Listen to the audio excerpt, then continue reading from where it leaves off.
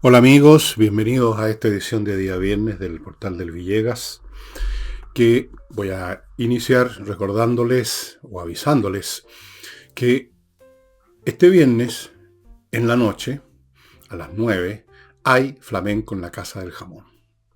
Tenderini 171. Si estaba todavía sin decidir cómo iniciar el panorama del weekend, aquí tiene una opción estupenda. Hay un teléfono ahí, llame y reserve una mesa. Si ya no quedan mesas, porque se están reservando con más anticipación, vaya igual, porque hay una barra donde usted se puede instalar, hacerse fuerte, pedir unos tragos, algo para picar, igual va a estar viendo el espectáculo muy cerca. Las distancias son pequeñas ahí, de forma que usted no se va a perder nada y lo va a pasar muy bien. Fuera de eso, el local Casa del Jamón, ubicado en Tenderina 171, está a pasos, literalmente, de un estacionamiento subterráneo. Usted ya ha llegado a él, uno que está en Agustina, pasadito San Antonio, me parece, donde estaba el teatro, frente al teatro municipal, hay un estacionamiento subterráneo. Ha dejado el auto ahí, seguro, sale, cruza Agustina, entra a Tenderini y a los pocos pasos está ya en el local. A la salida lo mismo, por supuesto. Así que seguro lo va a pasar bien, va a comer rico. Acuérdense de mí, la gente que ha ido, que me ha hecho caso, están satisfechos del espectáculo y muchos están yendo en forma frecuente, ¿no? No solo una vez. Eso es una cosa. Lo otro es mi libro, que está, por supuesto, yéndose rápidamente, y debut y despedida, donde esto es interesante quizás para ustedes porque la primera parte del libro, digamos, 2/3, 3/4 del libro tiene que ver con un examen de la gente que llegó y por qué llegaron al poder esta generación. Y el final, 2 o 3 capítulos finales tienen que ver con qué es lo que espero yo que va a ser la situación a futuro, muy distinta a lo que esperan algunos, creo yo. Algunos esperan que, de algún modo, si gana la oposición, se van a retroceder las agujas del reloj histórico y vamos a volver a las épocas de la concertación. No, no vamos a volver a la época de la concertación.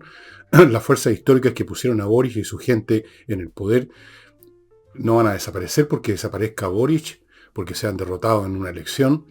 Van a estar ahí los cambios culturales, económicos, tecnológicos, geopolíticos que se han producido, los cambios de actitud de masas muy grandes de gente involucrada o invivida, o intoxicada, mejor dicho, con eso que llaman el pensamiento políticamente correcto. Todo eso son hechos que no se pueden cambiar. Así que vamos a tener una clase de gobierno, una clase de gestión que no va a ser un giro en 180 grados, en absoluto. Bueno, todo eso lo examino en debut y despedida. Bueno, se está hablando ya de frentón en el gobierno para seguir con su pataleta mediática que tiene como objeto ponerse en sintonía con el reclamo y la molestia de la gente por el tema de los cortes de electricidad, que para algunos han sido increíblemente dañinos. Piensen ustedes quedarse 2, 3, 4 días sin luz, fuera de las molestias de todo orden. Está el tema de lo que se pierde, que está en el refrigerador y que ¿qué hace uno con eso? Tiene que consumirlo de inmediato, o algunas cosas se descomponen muy rápido, en fin, es un desastre. Entonces hay mucha molestia. Y este gobierno, como todos los gobiernos populistas, como todos los gobiernos de izquierda, en vez de ver las cosas con la cabeza, se ponen simplemente al lado de ese estado de ánimo público, tratan de entrar en sintonía por razones electorales, por razones políticas nada más. Entonces se está anunciando que se revocaría la concesión de Enel, que es la que atiende la región metropolitana. Al mismo tiempo, sin embargo, no se está anunciando revocar la concesión de la otra empresa que se llama CGE, que es una empresa china, que opera más bien en regiones, en provincias, donde también han habido cortes porque también hubo temporal, también se cayeron árboles, también se cortaron el tendido eléctrico, etcétera. Pero parece que hay más simpatías con esta empresa porque es china, y me imagino yo, y esto es puramente especulativo por supuesto, que hay una cercanía espiritual entre quienes realmente gobiernan este país, que son los comunistas, y esta empresa china, que como empresa china que es, aunque tenga supuestamente accionistas y dueños privados, en el fondo es un brazo del Partido Comunista del gobierno chino. Todas las empresas chinas, mientras más grandes, con mayor razón está involucrado y obedecen las órdenes y siguen las instrucciones del Partido Comunista Chino. Son brazos económicos del Partido Comunista Chino. Entonces, ya que nuestros comunistas mandan saludos de cumpleaños, incluso al déspota de Corea del Norte, no sería nada raro que tuviera un poquito más hubiera más comprensión con esta empresa. Y de hecho, esto que estoy diciendo yo lo han reclamado muchos personeros políticos, incluyendo personeros de la izquierda, especialmente de eso que llaman el socialismo democrático. Así no es una manía mía contra los chinos, no tengo nada contra los chinos, compro muchos productos chinos. Estoy simplemente señalando un hecho, que es una empresa china y que el Partido Comunista siempre se alinea con los partidos comunistas, especialmente con otros partidos comunistas, como ocurre con Venezuela, pero como ocurre también con China ahora. ¿Por qué no? O sea, además de ahí vienen algunos favores, ¿no? Ahora, se denuncia que todo esto ha sido resultado a una tremenda negligencia, irresponsabilidad, etc. Analicemos un poco esta cuestión. No es negligencia, sino que es un accidente, un fenómeno natural, que se produjo un temporal, se cayeron muchos árboles y se cortó el tendido eléctrico. Algunos dirán, bueno, sí, pero para eso están los grupos para ir a reparar esas cosas en poco tiempo, como ocurre normalmente. Claro, efectivamente eso es lo que ocurre normalmente. Cuando es un corte en un barrio, cuando se cortó un cable de transmisión en tal parte, cuando son eventos puntuales, entonces va inmediatamente el grupo de los expertos en las reparaciones, que es un tema complicadísimo, y lo reparan, más o menos en horas, qué sé yo, cosas como esas. Pero esto fue mucho más masivo. Y hay que entender una cosa que la gente de izquierda normalmente no entiende porque no tiene ni idea de cuáles son las lógicas con que funcionan las empresas privadas. Incluso las empresas chinas estas. Las empresas, todo tipo de empresas, pueden encarar en el futuro situaciones de emergencia. Se cortó la cadena de distribución, se cayeron los árboles en los tendidos eléctricos o cualquier cosa relativa a la actividad de la empresa. Y naturalmente las empresas prevén eso y preparan alguna parte de su equipo humano y técnico y material para enfrentar esas emergencias. Pero, ¿cómo lo preparan? Lo preparan calculando lo que podríamos llamar lo normal del tipo de incidentes o accidentes que pueden ocurrir.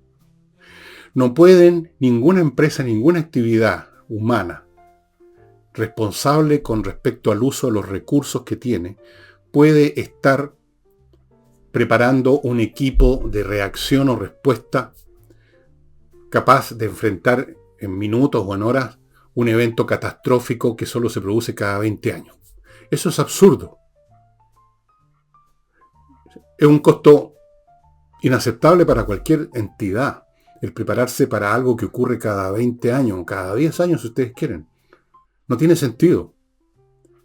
Veámoslo en términos militares. Nosotros tenemos un país con una frontera de miles de kilómetros y hemos tenido problemas serios con todos nuestros vecinos. Eventualmente, las Fuerzas Armadas tienen planes de contingencia para todos los casos. Uno de esos planes es para lo que llaman, no me acuerdo el nombre que le daban en algún momento cuando yo sabía de esas cosas, ahora puede que le hayan cambiado, pero uno de esos planes era para el caso de que hubiera un cuadrillazo en que todos nuestros vecinos nos atacan, por todos lados. ¿Significa eso entonces que el ejército chileno debiera tener un par de millones de soldados para prepararse para esa eventualidad que puede no ocurrir nunca? No, ¿no es cierto? ¿Cuánto es el número del ejército chileno? Son alrededor de 100.000 personas, no más que eso, creo que menos. Pero pongamos que sean 100.000. Para alguna situación puntual. No pueden tener 1 millón o 2 millones de hombres con todo lo que significan gastos para toda la nación. Por si acaso, algún día en el futuro, 20 años, 50 o nunca, se produce el cuadrillazo. La hipótesis 3 creo que la llamaban antiguamente. Es absurdo. Ninguna empresa, ninguna persona que toma en cuenta que se prepara para alguna emergencia, se prepara para la más catastrófica emergencia que rara vez se produce. Uno se prepara para lo normal. ¿No es verdad? Y lo mismo las empresas eléctricas y lo mismo cualquier tipo de empresa. Entonces, esto no es por defender a las empresas. Es simplemente un tema de razón, de sentido común. Primera cosa. No tiene nada que ver aquí la negligencia, ni la mala onda de la empresa, el descuido, la irresponsabilidad. Tiene que ver con que el evento fue masivo y no tenían un personal preparado para eso, porque nunca pueden tener las empresas un personal preparado para el evento masivo que ocurre cada 20 años. Es inviable, económicamente inviable. Eso es lo primero. Segundo, dejando de lado eso, díganme ustedes de qué manera y a través de qué mecanismo el revocar una concesión va a solucionar el problema. Todo lo contrario. Yo me imagino que una empresa a la cual le dicen le vamos a revocar la concesión y usted va a dejar de hacer negocio en Chile, yo no creo que esa empresa se motive para hacer un esfuerzo extra para resolver el problema. Me imagino que no. Hay una notoria pérdida de interés y allí sí que entran a jugar los factores subjetivos. Me imagino los ejecutivos de una empresa que le dicen a usted le vamos a cortar el cogote. Yo no creo que sigan trabajando al 100% de sus capacidades. En todo caso, y este es un proceso que toma un año o más. Segundo, la empresa, supongamos que esto se pudiera en un día. Se va en él y llega en un día a otra empresa. ¿Ustedes creen que esa empresa en un día va a resolver los problemas? ¿En una hora? ¿Ustedes creen que esa empresa que llegue a sustituir eventualmente a Enel va a actuar con lógicas diferentes a como actuó Enel? Muy puntualmente, muy marginalmente pueden haber algunos cambios, pero el principio básico de que toda empresa tiene que calcular sus inversiones en recursos para una cosa o para otra en función de lo que es lo normal, lo previsible, y no para lo accidental, porque entonces sí no se puede funcionar. Ninguna actividad humana, diría yo, puede funcionar, puede prepararse para su funcionamiento sobre la base de lo accidental y lo extraordinario. Eso es inviable. Todos actuamos sobre la base de lo normal y de lo previsible, y nuestros resguardos por cualquier situación son para situaciones normales. Cuando uno viaja a otra ciudad, cuando sale de vacaciones, uno toma resguardos para posibilidades normales. Se me desinfló un neumático, se me echó a perder el auto, voy a tener el celular con el número de la empresa que trae una grúa para llevarme el auto. Uno no se prepara para chocar con un camión y que toda la familia sea aniquilada. O sea, en ese caso el resguardo sería no viajar. No tiene sentido. Pero tiene sentido desde el punto de vista político en que aparezca el señor Boric, tan inteligente, golpeando la mesa, y a coro todo el oficialismo haciendo el mismo numerito de ponerse al lado de los picados, de los molestos, que tienen buenas razones para estar molestos. Pero los gobiernos no están para estar molestos. Los gobiernos están para usar la cabeza. Pero claro, esa es una parte del cuerpo humano que el gobierno no tiene. Solo el mínimo absolutamente necesario, un ganglio electoral para ver qué nos conviene. Presentémonos ante la opinión pública como molestos con estos capitalistas de mierda que han sido descuidados y negligentes, así que castiguémoslos para que el público diga, no ven que este gobierno está con el pueblo. A ver cómo se va a reemplazar esto. Si es que esto se llega a concretar, puede ser simplemente una amenaza, a ver si le sacan más trote a la empresa. Y esto no es una cuestión de trote, es una cuestión de lo que se puede hacer con los equipos técnicos que hay y con la cantidad de daños que hay. Eso es. Y por esa razón, fíjense ustedes, como esto lo prueban los hechos, la empresa china CGE tiene los mismos problemas. Tienen los mismos problemas. O sea, van a decirnos ustedes entonces que coinciden estas dos empresas tan distintas en ser igualmente irresponsables, en ser igualmente manejadas por unos ejecutivos que no se negligentes. Les pasó lo mismo porque el evento fue el mismo para las dos empresas. El temporal fue el mismo. Yo no veo cómo se va a resolver el problema amenazando o efectivamente llevando a cabo una revocación de las concesiones de Enel. Francamente, me parece que aquí, vuelvo a insistir, se ha reaccionado con un criterio minúsculo, electoralista, político, populista, chanta, con un pleno desconocimiento no solo de lo técnico específico de cómo se repone el servicio eléctrico, que no es chacota, es mucho más complicado que el tema de cómo reponer una tubería que se rompió de agua. Mucho más complicado. Pero además no entienden cómo funcionan las empresas en general o toda actividad humana que está hecha para funcionar de acuerdo a parámetros de normalidad y tener algunos resguardos para algunos eventos que son perjudiciales, pero también dentro de un rango de normalidad en cuanto al daño que se va a producir o el problema que se va a enfrentar. No puede ninguna actividad funcionar esperando preparándose todos los días para un evento catastrófico. Miren qué sencillo, ¿no? Amigos, voy a mi primer bloque comercial, que lo inicio con CIG Consultores, no confundir con la empresa china eléctrica, CIG Consultores, que es una empresa que le rinde servicios exclusivamente a sostenedores de colegios particulares subvencionados que por ley deben adquirir y no solamente arrendar el local donde están funcionando. Para eso hay toda una mecánica legal para conseguir crédito en ciertos bancos, para conseguir un aval de Corfo del 100%, una serie de cosas en ciertos plazos, y todo eso, todo ese trámite toma, si usted no hace uso de estos consultores, toma más de 2 años. Eso es un hecho. No es una hipótesis ni un comentario. Más de 2 años. De hecho, aquí está la cifra exacta, entre 24 y 30 meses. Con CIG toma entre 12 y 18 meses. O sea, usted más o menos disminuye la mitad. Pero ellos no se limitan a apurar el trámite así en las ventanillas, sino que lo asesoran en múltiples aspectos de este proceso de adquirir un inmueble para funcionar. Así es que las personas que están a cargo de fundaciones o corporaciones educacionales que están operando con establecimientos físicos arrendados, CIG Consultores.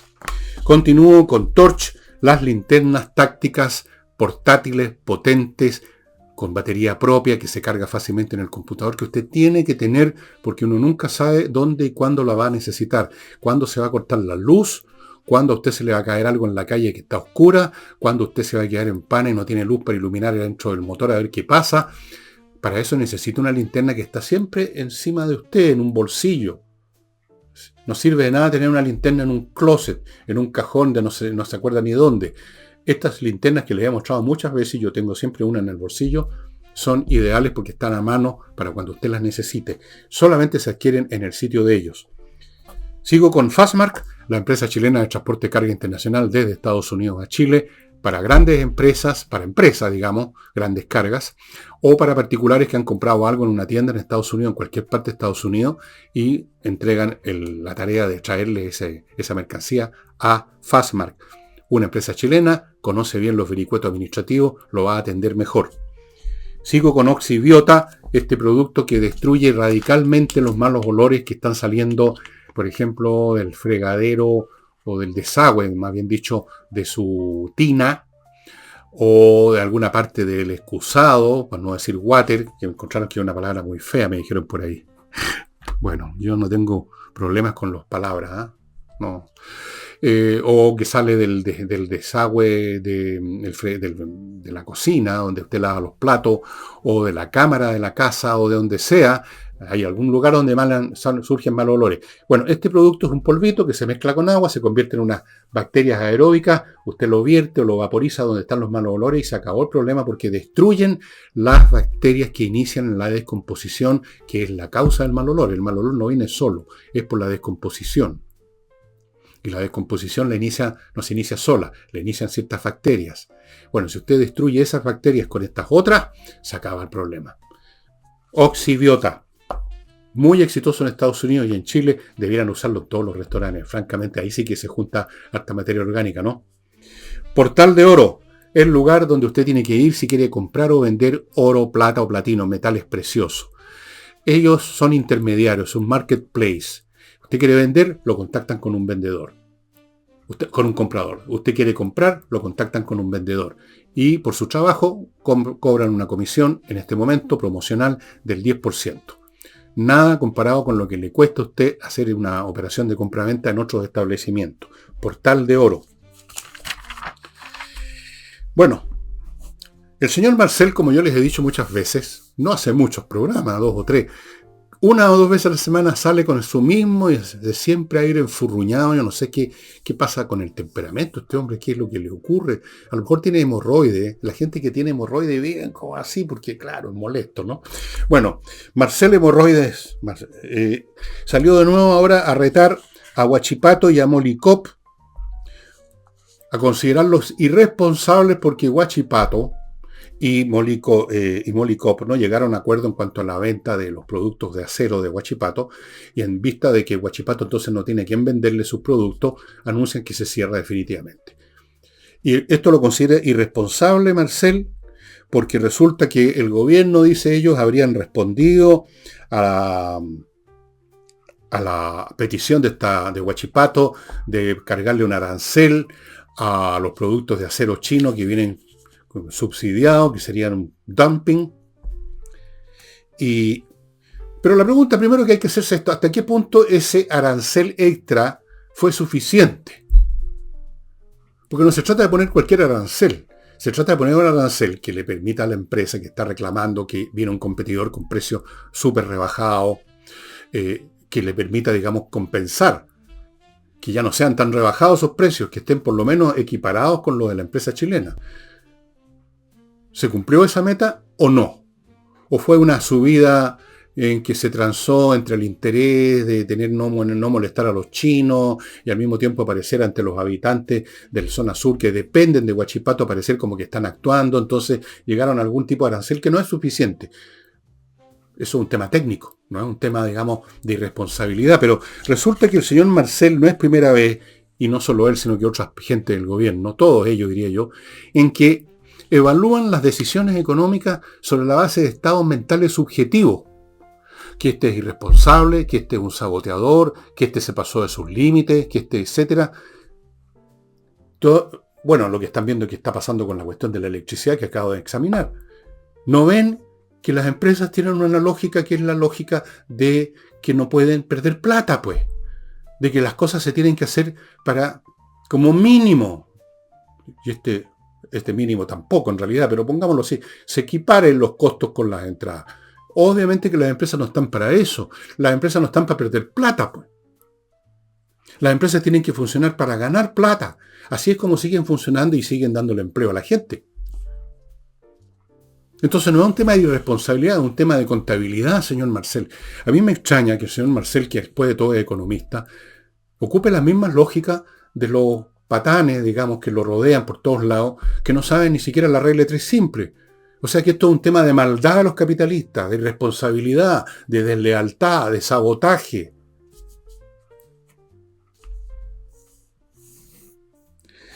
Yo insisto en esto. Yo entiendo que el rank and file de la izquierda, en su ignorancia y en su resentimiento, crean que esto es un tema de personas malignas que toman decisiones contrarias al pueblo o para sabotear al gobierno, para conspirar contra el gran proyecto de transformaciones. Pero entiendo que Marcel es economista, o sea, algo habrá aprendido. ¿Cómo puede hablar de irresponsable? Porque como un esposo reclamando a la señora o viceversa por alguna cosa. Nosotros que les dimos el arancel, uno esperaría que después sigan funcionando y resulta que hacen esta cosa terrible, terrible.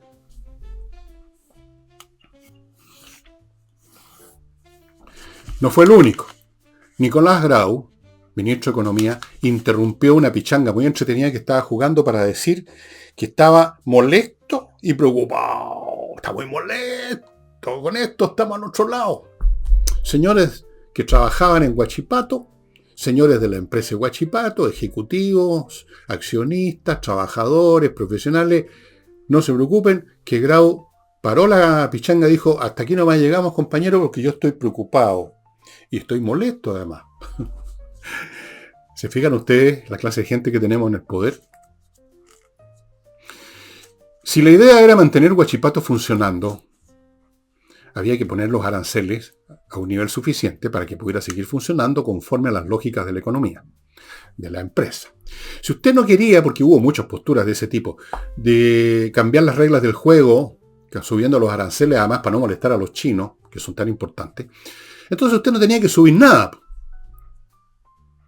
Y dejar que Huachipato se hundiera y después no reclamar que había una irresponsabilidad, sino que bueno, decidimos que no hay aranceles porque no corresponde a las leyes, a las reglas del juego, etc. Ok.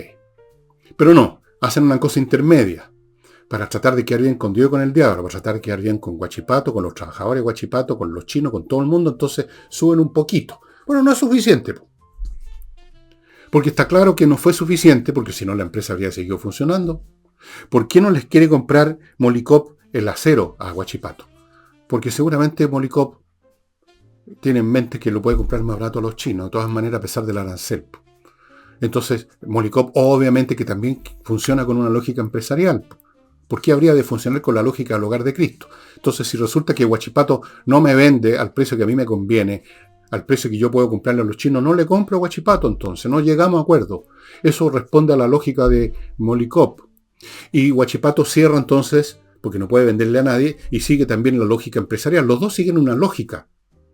Hay que entender esa lógica. Ahora, si usted no quiere entender esa lógica, entonces declárese de frentón comunista, socialista y nacionalice todo y vayamos al viejo modelo que fracasó en todas partes de la economía centralizada, en que no, el tema de la eficiencia no se toma en cuenta. Pregúntele a los chinos cómo les está yendo con eso. Pero no, quieren jugar a 2 bandas, a 3 bandas. Y no juegan en ninguna porque son torpes, se enredan, se marcan solo. Entonces salen enrabiados a hacer declaraciones como esta, de que fueron irresponsables, que cómo. Si nosotros hicimos nuestra parte, le subimos al arancel, que son malos, irresponsables.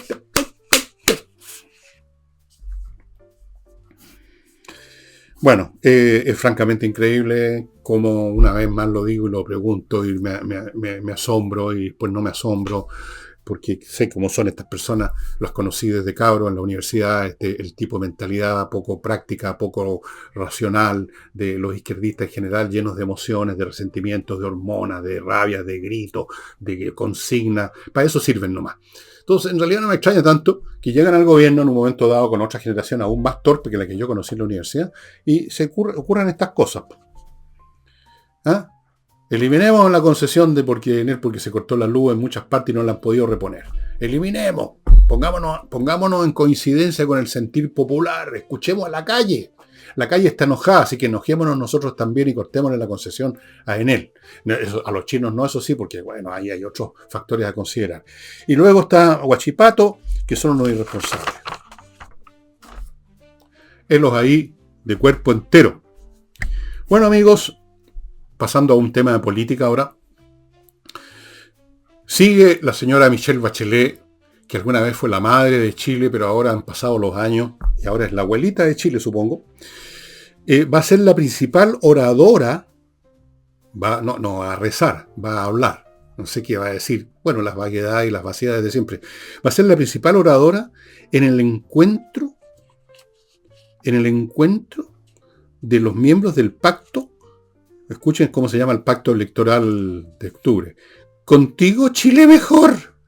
No me diga, pues no me diga. Contigo. ¿Quién es el tigo? ¿Quién es el contigo? Nosotros, los ciudadanos. Contigo Chile mejor. ¿Qué significa esa huevada? Perdónenme. Contigo Chile mejor.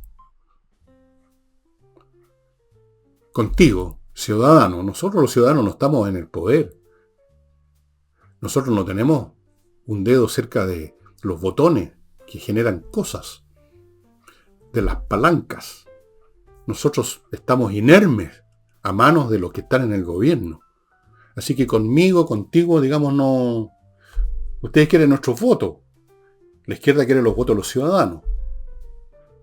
Debieran haber dicho, con tus votos seguimos apitutados. Ese debiera haber sido el lema de la coalición. Así debiera llamarse. Con tus votos seguimos apitutados, chupándonos todo lo que podemos mientras dura este gobierno. Pero se llama Contigo Chile Mejor. Y va a ser la principal oradora, lo cual muestra, porque ha sido oradora, está en el centro de todos los eventos de la izquierda. Va hasta los cócteles. Es la primera que agarra un vaso con pisco sour. Bueno, está claro que es la candidata presidencial de la izquierda. Por default. O para decirlo de otra manera, es lo que hay. Sí, claro, dejó la crema. El 27F fue la causante por sus decisiones y por sus palabras de la muerte de muchos chilenos. En su segundo gobierno sembró la semilla de los desastres que estamos viviendo en el tema de la educación, en el tema de la inmigración. Ella abrió las puertas de todos esos males. Ella abrió la caja de Pandora. Pero no hay otra cosa, es lo que hay. Ella es lo que hay. ¿Quién otro? ¿Quién otra? Perdón, hay que usar el lenguaje otros y otras. Hay que ser como Camila Vallejo, que no puede decir ciudadanos o más, sino que ciudadanos y ciudadanas. Ellos y ella. Entonces, no hay ellos y ella como candidatos de la izquierda. ¿Quién podría ser? La señora ministra del Interior, que ayer habló, se le salió, la traicionó el subconsciente, habló del gran liderazgo de Piñera. Parece ser que en la mente de la señora Tobá, y yo la entiendo, como en la mente de todos los chilenos, cuando se habla de eficiencia, inmediatamente se asocia con Piñera, porque él era el hombre eficiente, pues está claro. Entonces la traicionó el subconsciente la señora. Bueno, ¿ella va a ser la candidata? No, claramente no tiene, nunca fue presidenta, nunca fue otra cosa que el alcalde de Santiago que arruinó y tuvo que salir arrancando 7 años, desapareció de la escena política, dejó la crema. ¿Quién? ¿ Quién va a ser? Jadwe está, bueno, ya saben, en la situación que se encuentra. Alejandro Guillé, de nuevo, no, pues ya sabemos que lo único que sabe hacer es decir, hay que meterle la mano al bolsillo a los ricos y sacar esa sonrisa permanente que saca. No, Alejandro Guillé no. Entonces, ¿quién? A ver, Carmona, el del Partido Comunista, no. Camila Vallejo, marca 3 puntos en las encuestas. No cae bien. Demasiado pedante, demasiado seriote y comunista además. Entonces, Bachelet, pues. Bachelet, por descarte. Estará convertida de mamá en abuelita, estará media como... Pero es lo que tiene un grupo de fan de entre las señoras de los sectores bajos de la población, en fin, es lo que hay. Van a ser derrotados con ella, de todas maneras, creo yo. Pero va a ser una derrota menos terrible que si hubieran llevado a otro candidato. Yo creo que están pensando en eso, una derrota honrosa, cosa que podamos, digamos, mantenernos vivos para el próximo turno. Así que ahí la tenemos de hora a hora. Vamos a ver qué cosas geniales dice este genio resplandeciente que tiene la izquierda en Michelle Bachelet. Antes de continuar, amigos, tengo algunas cositas más.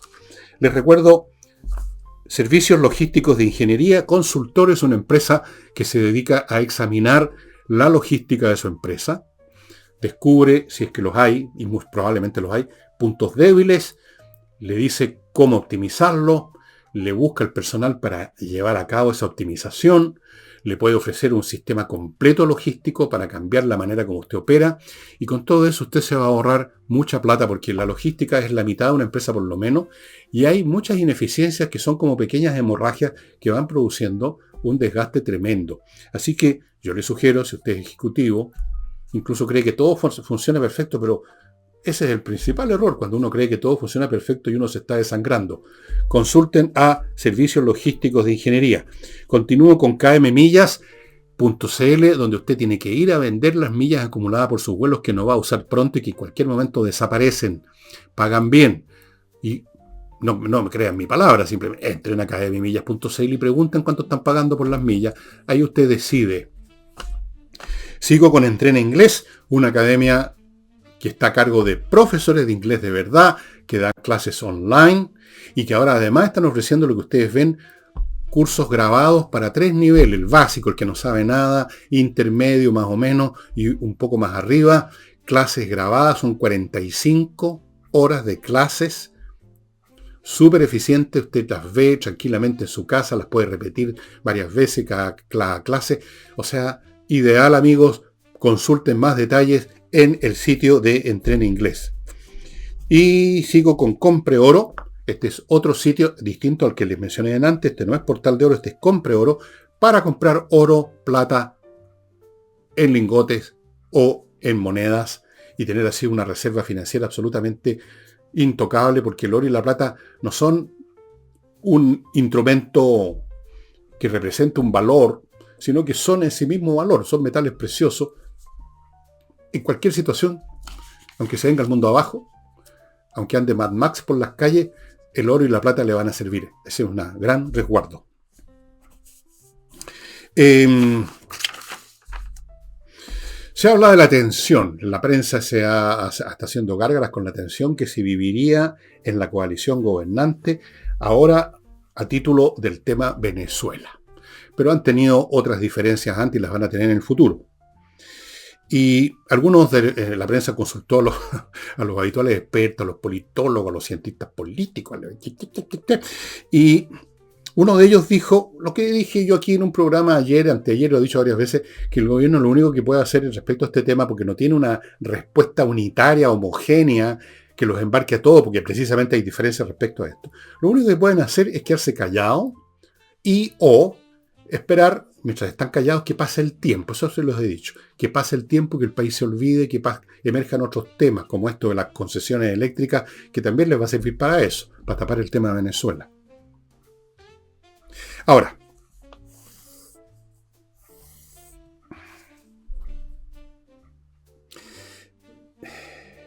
esa tensión, ¿en qué?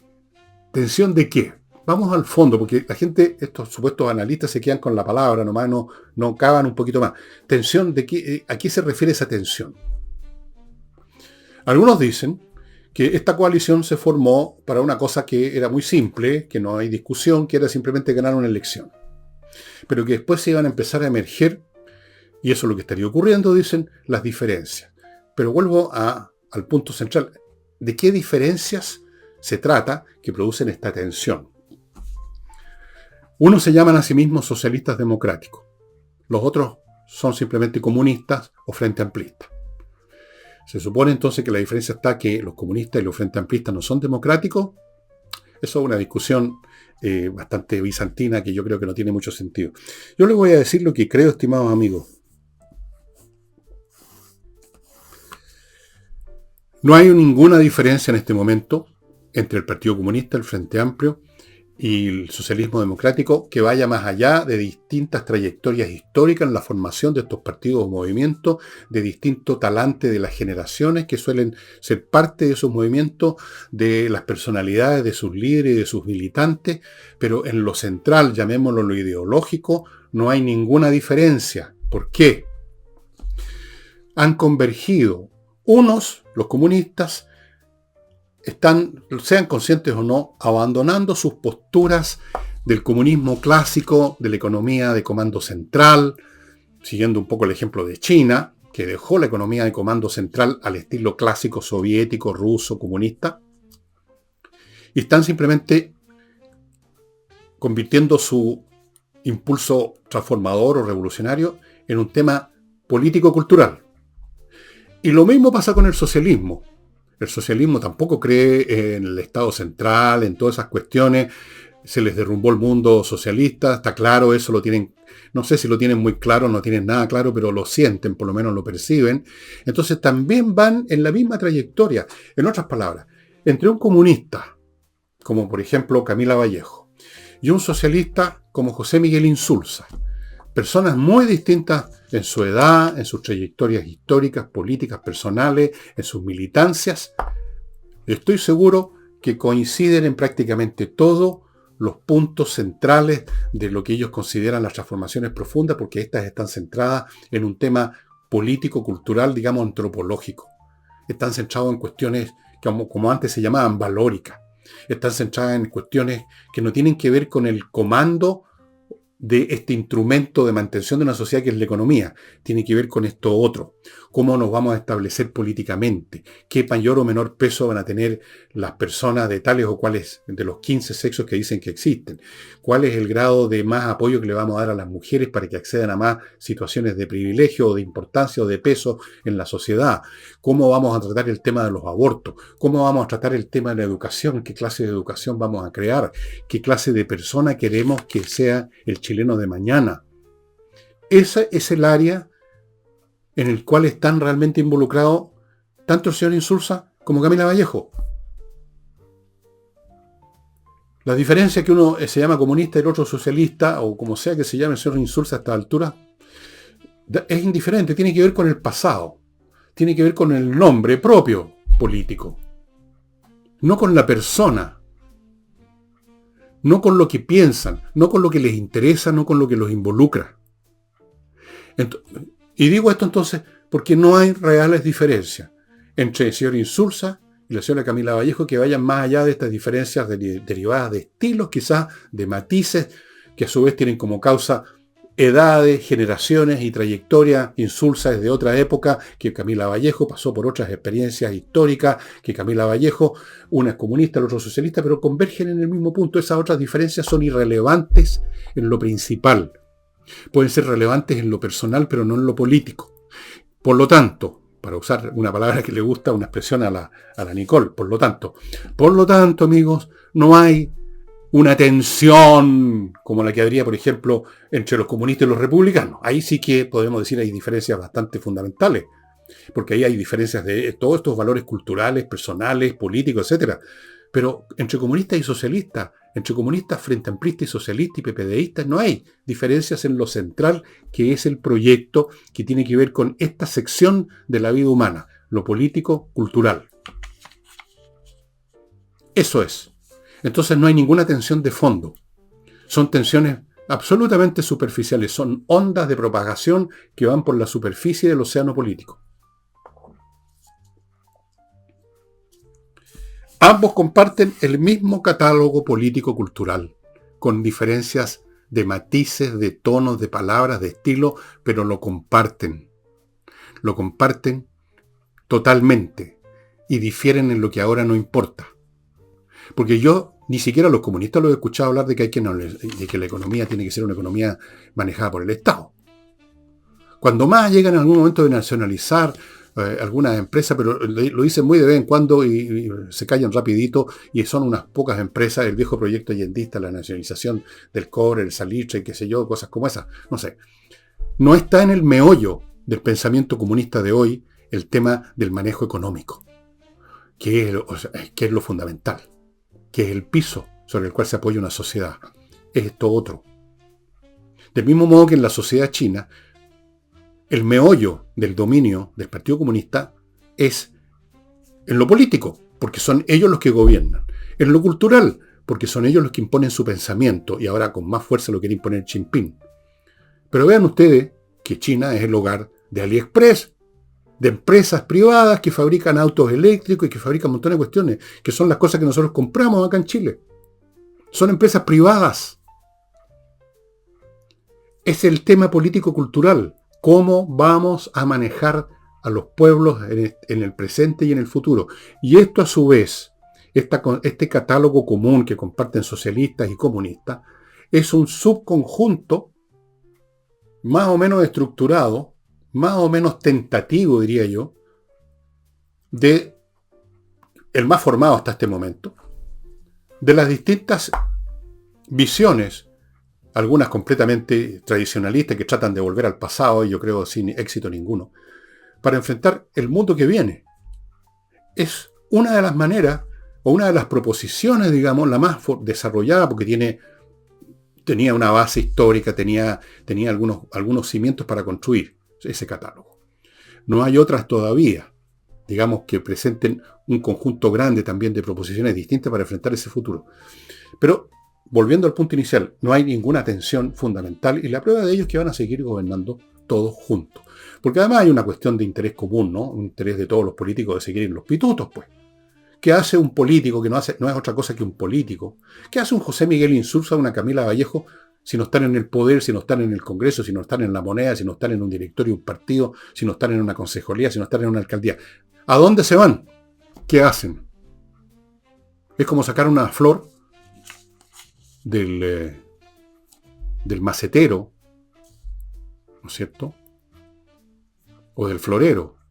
Se seca, no tiene vida, está cortada su relación con el resto del mundo, con la actividad económica principalmente. ¿A dónde tendría pega Camila Vallejo? ¿A dónde tendría pega, además que está viejón, José Miguel Insulza? O cualquiera de estos jovencitos imberbes, no, muy verbes, muy barbudos, que se llenaron en la administración pública, que antes daban bote en la vida privada porque no son muy competentes. Está ese elemento también, entonces, de conveniencia, de sobrevivencia física y sobrevivencia política. Y está este catálogo que comparten. Así es que, ¿de qué tensiones me están hablando los señores politólogos? Es un cuento de hadas. Y antes de entrar al tema internacional, que hay novedades muy interesantes en la guerra ruso-ucraniana, permítanme recordarles, amigos, Lavo Club, esta empresa chilena que fabrica detergentes para ropa y para la vajilla, muy eficientes, que yo conozco, los uso hace años, no producen problemas en las manos, son biodegradables, le van a la casa a reponer, usted no tiene que salir a ninguna parte a comprar, vienen a su casa a cambiarle los envases vacíos por unos llenos, se llevan todos los plásticos que usted quiera pasarle, porque hacen reciclaje, ideal. Lavo Club, póngase en contacto, ahí están los datos. Continúo con Eudora Vinos, les mostré el otro día, se las muestro de nuevo, ya se las voy a mostrar. Pero digamos que Edora Vino es un club. Usted se hace socio por una cantidad, la que usted escoja, y a cambio de eso, todos los meses, una vez al mes, recibe una caja con varias botellas de vino, según el plan que usted tomó, con vinos excepcionales y especiales como este, que ya ven ustedes que no lo he destapado. Todo este sacrificio lo hago por ustedes, para mostrarles la botella. Este es una variedad que se llama Montepulciano, una variedad de vinos italiana. Recién hay algunas hectáreas sembradas en Chile. Es un vino fantástico, es un vino distinto. La marca o el sello aquí es Estampa Inspiración, pero la variedad es Montepulciano, así como existe el Cabernet, el Carmener, que es el que más me gusta a mí. El Montepulciano debe ser maravilloso, lo voy a tener que probar solo por ustedes, para que ustedes sepan de qué se trata. Este clase de vino y otros también especiales, usted solo los va a recibir si es socio del Club Deudora. En las botillerías no va a encontrar estos vinos. Continúo con seguridadamerica.com, señores de grandes corporaciones o empresas que pueden tener problemas con la suplantación de identidades, en cosas que ocurre con los sistemas de mensajería interna y externa, o sea, los mails, todas esas cosas, los WhatsApp, todo lo que es comunicación. La suplantación de identidades produce enorme daño porque una vez que ustedes lo suplantan, entonces ese gerente falso se mete en cualquier cosa, roban plata, que puede quedar la crema. Seguridad América pone en acción, activa para usted el protocolo DMARC que termina con ese problema. Ahí está el precio de ese protocolo. Hay otros planes de seguridad para cubrir otros aspectos de la seguridad de su empresa. Póngase en contacto con Seguridad América y viva tranquilo y no espere llegar un día a su oficina con que un empleado le dice que quedó la crema con los servidores. ¿No es cierto que no es muy inteligente? Póngase al día, póngase en manos de Seguridad América. Y termino este bloque con Edisur, la editorial chilena que edita puros libros de autores importantes, ediciones muy bien hechas, muy cuidadas, y que usted encuentra en Compañía 1025. Y en el sitio edisur.cl hay una sección donde usted puede comprar libros digitales a precios de huevo, 3 lucas, 4 lucas, libros que no va a encontrar en papel, en castellano. Amigos, yo que manejo varios idiomas y no tengo problemas con eso, pero aún así, de repente prefiero leer en español, o no hay en inglés ni en ningún otro idioma, salvo idiomas que no conozco, un libro determinado, y están en español. Así que es realmente interesante, entre a edisur.cl. Las novedades en la guerra ruso-ucraniana es que en medio de un periodo donde los rusos, a un costo catastrófico en tropas y material, han logrado en distintos puntos avanzar, muy poco, pero avanzar 1 kilómetro, 2, tomar unos cuantos bloques o cuadras de un determinado villorrio que además está en ruinas, así que no sirve para nada, con grandes costos han avanzado milimétricamente en el mapa, y de repente los ucranianos se mandaron una ofensiva al norte de la línea del frente, en dirección general a Kursk, y han tomado en 2 días 350 kilómetros cuadrados. 350, saquen la raíz cuadrada de eso, ¿cuánto es? Un poquito menos de 20 kilómetros por lado, 15, un poco más de 15 kilómetros, un cuadrado de 15 kilómetros por lado. Y eso fue ayer, hoy día seguían avanzando. Han actuado además con una inteligencia tremenda. No es un raid simplemente con un grupo de soldados que entran a un lugar, pegan unos disparos y luego se retiran. No, esto es una cosa más seria que un simple raid o un reconocimiento en fuerza, como se dice en términos militares. Esto va más allá, hay soldados en número suficiente, equipos blindados y sobre todo están los cazabobos. Como sabían ellos que los rusos iban a tratar de replicar este avance, sobre todo con bombardeo, con la aviación, llevaron un montón de equipos antiaéreos y ya yo he visto un video de cómo echan abajo un helicóptero con un dron. Crearon los ucranianos drones capaces de derribar un helicóptero. O sea, todo dron lleva una carga explosiva capaz de echar abajo un helicóptero, pero el tema era alcanzarlos, tener la velocidad suficiente para alcanzar un helicóptero. No son muy rápidos, pero por lo menos pueden volar a 200 kilómetros por hora. Necesitaban un dron que llegara, y yo he visto un video que ustedes pueden buscar en YouTube de un dron atacando un helicóptero ruso. Entonces les han producido mucho daño. Las tropas rusas que habían ahí en esa zona son con cripto. O sea, gente que los metieron a las Fuerzas Armadas, los reclutaron, no voluntariamente, no son voluntarios, no tienen experiencia porque estaban en un sitio tranquilo donde no esperaban ningún ataque. Y por lo tanto, y ustedes ahí pueden verlo en otros videos que hay en YouTube, se han rendido en masa. Cientos de soldados rusos rindiéndose en masa. Yo he visto algunos videos donde se los ve, algunos marchando con las manos acá, otros los tienen sentados en el suelo y los cuidan unos pocos soldados, porque son inermes. Los cabritos estos no tienen interés en defenderse ni nada, quieren simplemente seguir viviendo, lo cual es de lo más lógico que hay. Sí, no tenían interés en estar en esta cuestión. Se están rindiendo en masa. O sea, les quebraron, les perforaron sus líneas defensivas. Tenían 2 líneas defensivas los rusos, se las perforaron las 2, las traspasaron y están avanzando en dirección incluso a una planta nuclear que hay cerca de Kursk. No se sabe cuál es el plan operacional de los ucranianos. Hay varias opciones. Algunos dicen que quieren tomar esa planta atómica, otros que quieren que van a retirarse pronto, que un raid en fuerza, pero solo un raid. Y otros, y yo creo que la opción que más probable es que esta penetración luego va a ser un movimiento así y va a pegarle en la espalda a las tropas rusas que están en un frente que está un poquito más al sur, que trataron de tomarse la zona de Kharkov y no les resultó. Ha habido ahí una lucha permanente, han perdido muchísima gente, pero si ahora los atacan por la espalda es, digamos, un cataclismo para los rusos.